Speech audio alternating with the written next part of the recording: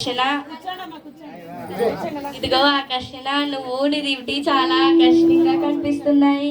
మరి దివిటితో పాటు నూనె బుడ్డి లేదంటే మీలాంటి వాళ్ళంతా మాలో ఏదో లోపాన్ని చూస్తూ ఉంటారు.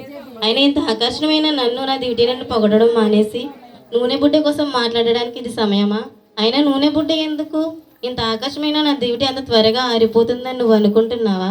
నీ విలువలేని మాటలతో నా సంతోషాన్ని పాడు చేయి. చూడు ఆకర్షణ, నువ్వు నాతోటి కన్యకు కాబట్టి ఈ విషయం అడిగాను గాని నిన్ను కించపరచాలని కాదు. నా మాటలతో నేను నొప్పించు. ఇదిగో సప్తవర్ణ అయ్యలారా, ఈ వందన ఏదో ఉచిత సలహా ఇస్తుంది, కాస్త విను. ఈ మాటలు వినే ఓపిక నాకు అస్సలు లేదు. ఆకర్షణ, దొరక్కి వందన చేతికి దొరికిపోయావా? అయినా ఆమె చెప్పిన మాటలు ఒక చెవితో విని మరో చేతితో విడిచిపెట్టేయాలి, అంతేగాని అలా పట్టించుకోకూడదు. ఇదిగో సత్తారు, నీ డ్యూటీలతో భలే ఉన్నాయి, కానీ వందన చెప్పిన నువ్వు అంత తేలిగ్గా తీసిపడేకు. మొత్తానికి వందనను బలపరుస్తూ బాగానే మాట్లాడుతున్నాం. మా అభిప్రాయాన్ని మార్చలేరు, మేము జ్ఞానవంతులమే. ఇదిగో సప్తవర్ణం, మీరు చాలా గట్టి గుండెలు అంటున్నారు, కానీ కఠినమైన గుండెలు. మీ ఆలోచనలలో ఏదో లోపం ఉంది. ఇష్టపడిన మూర్ఖులు చెప్పినట్లే మేమంతా కలిసిన మాట్లాడలేము, ఎందుకంటే మా మాటలు వినకూడదని ముందుగా నిర్ణయించారు కదా. స్నేహితులారా, ఏమిటివి? మనం పెండ్లి కుమారుని ఎదుర్కోబోతూ ఈ వాదోపవాదాలు ఏమిటి? ఎన్నాళ్ళకో మనం ఇలా కలుసుకున్నాం. ఒకరి లోపాలు ఒకరు ఎంచుకోకుండా ఒకటిగా సర్దుకుపోదాం. త్వరలోనే పెండ్లి కుమారుడు వచ్చేస్తాడు. మనమంతా కలిసి ఆయనతో పాటు విందు గృహంలోకి వెళ్ళి అక్కడ సంతోషిద్దాం. డ్యూటీలు అక్కడ ఉండడం అంత ముఖ్యమైనా కానీ నూనె బుడ్డిలు మనతో తీసుకువెళ్తున్నామా లేదా అంత ముఖ్యం కాదు. ఇలా అని నేను ఎవరి మనసు నొప్పించడం లేదు కదా. లేండి లేండి, పాటలు పాడుతూ నాట్యం చేద్దాం.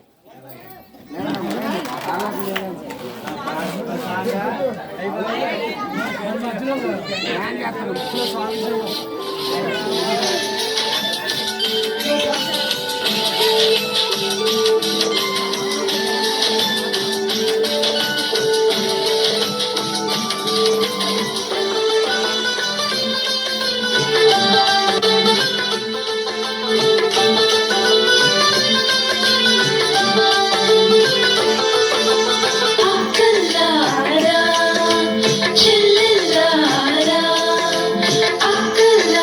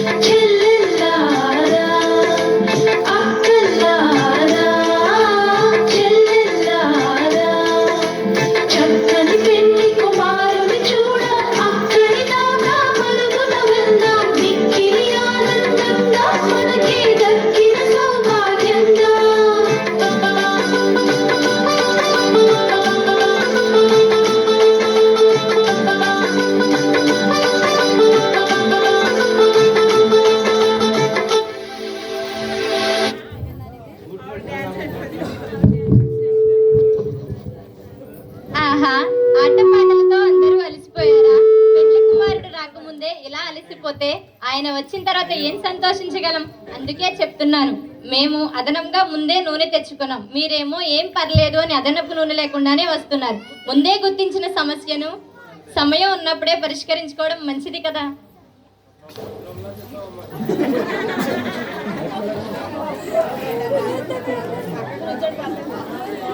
వందన సత్యాన్వేషి, దైవజనులు చెప్పిన మాటలు వింటుంటే అంతా నిజమేమో అనిపిస్తుంది. వాళ్ళు చెప్పినట్టే ముందుగా అదనపు నూనెను సంపాదిస్తే మంచిదేమో అనిపిస్తుంది. లోకప్రియ మధుభాషిని సప్తవర్ణ చెప్పిన మాటలు వింటుంటే అదనంగా నూనెను సంపాదించడం వ్యర్థమేమో అనిపిస్తుంది. అబ్బా, నాకే అర్థం కావట్లేదు.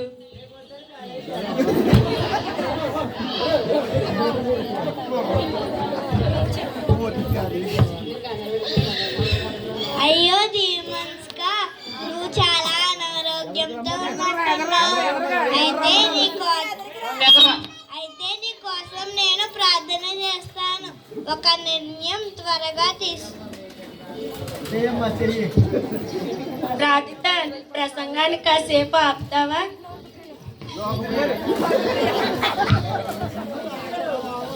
కనబడని దేవునికి మొరపెడితే ఏం లాభం? ఈ కనిపించే మనుషులను నమ్ముకుంటే కాకపోయినా మరొకరైనా మనకు సహాయం చేస్తారు. ఉదాహరణకి పెళ్లికి వెళ్తున్నాం.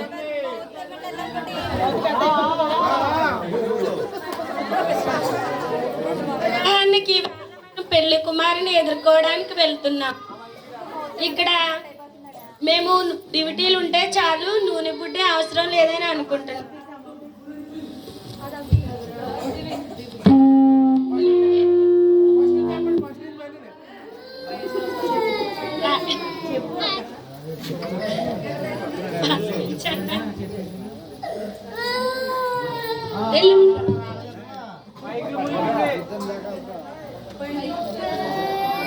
ప్రార్థిత, నీ ప్రసంగాన్ని కాసేపు ఆపుతావా? ఆ కనబడని దేవునికి మొరపెడితే ఏం లాభం? ఈ కనిపించే మనుషులను నమ్ముకుంటే ఒకరు కాకపోతే మరొకరైనా మనకు సహాయం చేస్తారు. ఉదాహరణకి ఇవాళ మనం పెళ్లి కుమారుని ఎదుర్కోవడానికి వెళ్తున్నాం. ఇక్కడ తేడా ఏమిటంటే మేము డ్యూటీలు ఉంటే చాలు, నూనె అవసరం లేదని అంటున్నాం. మీరేమో డ్యూటీలతో పాటు నూనె కూడా ఉండాలని అంటున్నారు. ఇక్కడ తేడా ఏమిటంటే ఎవరైనా సహాయం చేస్తారనే నమ్మకం మీకు లేకపోవడం వలన ఆ కనబడని దేవునికి మొరపెడుతున్నారు. మాకు ఈ లోకంలో ఉన్న వాళ్ళందరూ మా స్నేహితులే, మాకు ఎవరైనా సహాయం చేస్తారు. మీరు మీలాంటి వాళ్ళతో తప్ప ఎవరితోనూ స్నేహం చేయరు. అందుకే మీకు ఏదైనా ఆపద వచ్చినప్పుడు ఎవరు సహాయం చేయడానికి ముందుకు రారు. ఇదిగో లోకప్రియ, ఈ లోకాన్ని అదనంగా ప్రేమించడం వలన నువ్వు అలా మాట్లాడుతున్నావు కాబట్టి నూనె బుడ్డిని తీసుకువెళ్తున్నామా అన్న మా సలహా నీకు నచ్చలేదు. సరే, ఎవరికి నచ్చినట్లు వారి నిర్ణయాలు తీసుకోండి. తేల్చుకుందాం.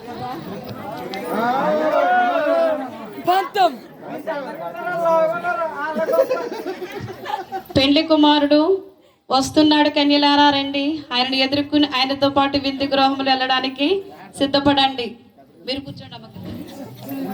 నెక్స్ట్ ఆకర్షణ.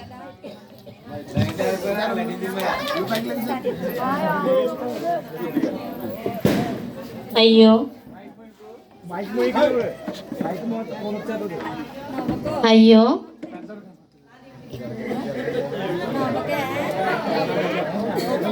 అయ్యో, నా దివిటీ ఎంత ఆకర్షణీయంగా తయారు చేసుకున్న లాభం లేకపోయింది.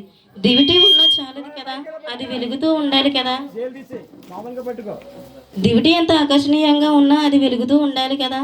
ఇప్పుడు నేనేం చెయ్యాలి? అది సరేలే, నా డివిటిని 7 రంగులతో ఎంత అందంగా అలంకరించిన రంగులు ఉన్నంత మాత్రాన డివిటి వెలుగుతుందా? నేను ఎంత బుద్ధిహీనురాలనో. వందన సత్యనేవేసి అంత మంచి సలహా ఇచ్చినా నేను పాటించలేదయ్యో. నేను ఇప్పుడు ఏమి చేయను? మీ సంగతి అలా ఉంచండి, నా పరిస్థితి మరీ ఘోరం. ఒకరు లోపాలు ఒకరు ఎంచుకోకుండా ఒకటిగా సర్దుకుపోదాం. అంతా సమానమైన మధురమైన మాటలు పలికాని. అయ్యో, ఇంత కష్టపడి వచ్చి ఇన్ని గంటల పాటు ఎదురు చూచి లోపలికి వెళ్ళలేమేమో. అయ్యో, ఎంత బుద్ధిహీనంగా ప్రవర్తించాను. మీ అందరికంటే నా పరిస్థితి మరీ ఘోరం.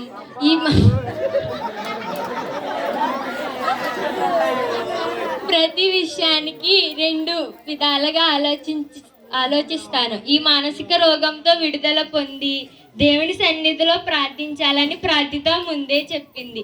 ప్రార్థిత చెప్పినట్టు వింటుంటే ఈసారి ఈ పరిస్థితి ఉండేది కాదు. ఇప్పుడు తీరిగ్గా కూర్చుని ఆలోచిస్తే ఏమిటి ప్రయోజనం? ఇదిగో ఆకర్షణ, సప్తవర్ణ, మధుభాషిణి, మీ మనసుక ఎందుకు మీరు అంతా ఇలా బాధపడుతున్నారు?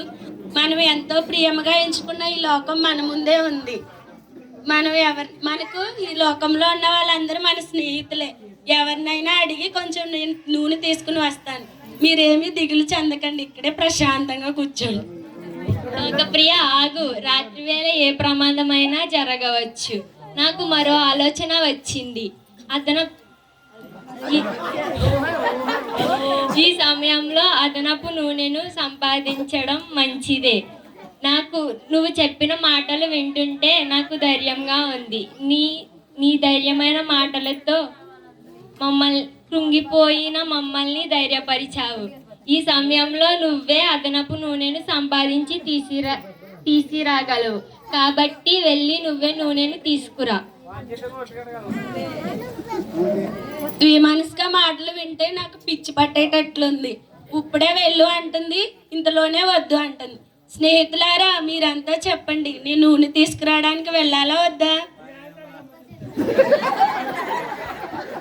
లోకప్రియ, కొంచెం సంభవించుకో. ఇలాంటి సమయంలో ఒకరికొకరు తిట్టుకోవడం, నిందించుకోవడం చేయకూడదు. నేను మధురంగా మాట్లాడే చాతుర్యం ఉన్నదాన్ని కాబట్టి నా మాటల చాతుర్యంతో పని జరిగిస్తాను. నూనె అదనంగా తెచ్చుకున్న వారిని అడిగి మన డ్యూటీలు నింపుకుందాం. పెండ్లి కుమారితో విందు గృహంలోకి వెళ్దాం. మధుభాషిణి చెప్పిన ఆలోచన చక్కగా ఉంది. నీ మధురమైన మాటలతో వాళ్ళ దగ్గరికి వెళ్ళి కొంచెం నూనె తీసుకునిరా. నా మీద నమ్మకం ఉంచినందుకు కృతజ్ఞతలు. నేను వాళ్ళ దగ్గరికి వెళ్తాను. అవసరమైతే సైగ చేస్తాను. మీరు కూడా రండి, సరేనా?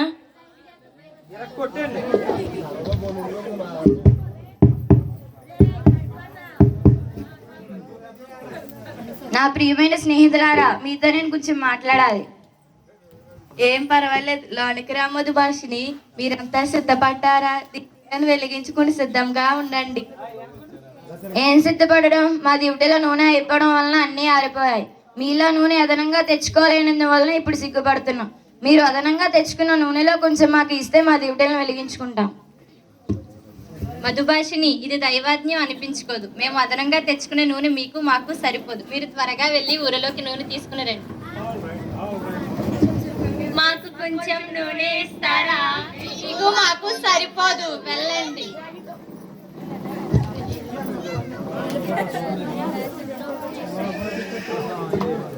ఇదిగో ఆకర్షణ, సప్తవర్ణ, మధుభాషిణి, ఇలా రండి. ఎంతసేపు వారిని బ్రతిమాలుతారు? జ్ఞాన కళాశాలకు వెళ్ళి నూనె కొనుక్కుని వద్దాం.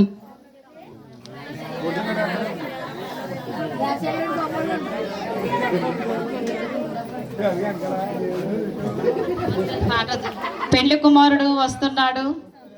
బుద్ధిగల కన్యకులు పెళ్లి కుమారుని ఎదుర్కోవడానికి ఎత్తబడుతున్నారు.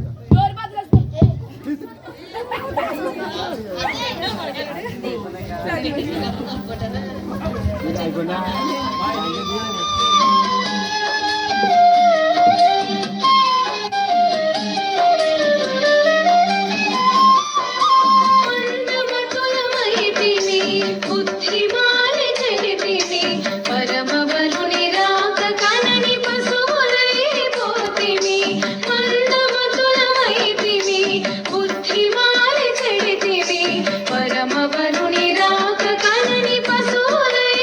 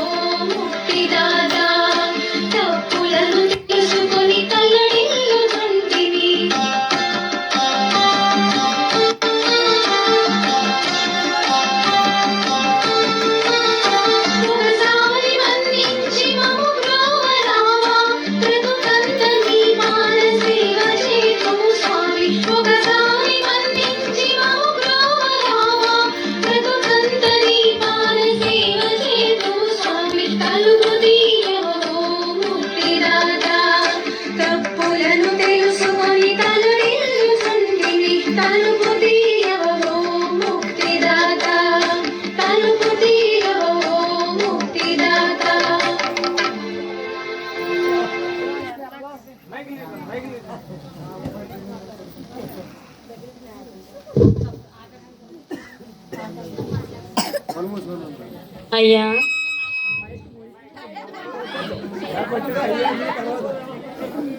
అయ్యా పెళ్లి కుమారుడా, ఇంత ఆకర్షణమైన నన్ను నీ విందు గృహంలోనికి రానివ్వు. అమ్మా, నీవెవరో నాకు తెలియదు. నీ లౌకికమైన శరీర సంబంధమైన ఆకర్షణతో నాకు సంబంధం లేదు. నీకు తలుపు తెరవబడదు, వెళ్ళిపో. అయ్యా పెళ్లి కుమారుడా, నేను సప్తవర్ణి, నా సప్తహారం నుండి వచ్చాడు, నాకు తలుపు తెరవవా? అమ్మా, ఈ రంగుల లోకానికి గాని నీకు గాని చోటు లేదు. అసలు నీవు ఎవరో నాకు తెలియదు, వెళ్ళిపో. లోపలికి వచ్చే అవకాశం నీకు లేదు. ఓ అతిలోక సుందరుడా, దయాదాక్ష్యమైన పూరుడా, బహువత్సల్యతను కరుణా కటాక్షమును కలిగిన ఓ దివ్యవరుడా, నాకైనా తలుపు తెరవవా?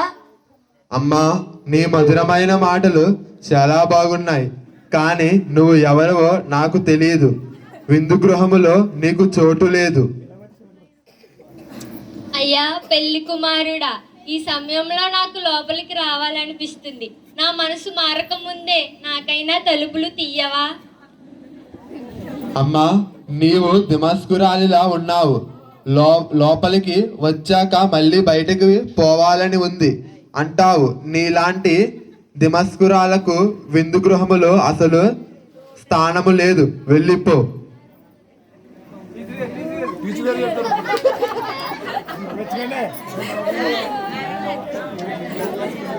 అయ్యా పెళ్లి కుమారుడా, నేను లోకప్రియని. ఈ లోకంలో ఉన్న సమస్తమును కంటే నీవే గొప్పవాడవని తెలుసుకున్నాను. నాకైనా తలుపు తీయవా? విందు గృహంలోకి నన్ను చేర్చుకొనవా? అమ్మా, నీ పేరు లోకప్రియే అంటున్నావు. నీవెవరివో నాకు తెలియదు, వెళ్ళు. ఆ లోకంలోనే ప్రేమించి ఆ లోకంలోనే నశించిపో.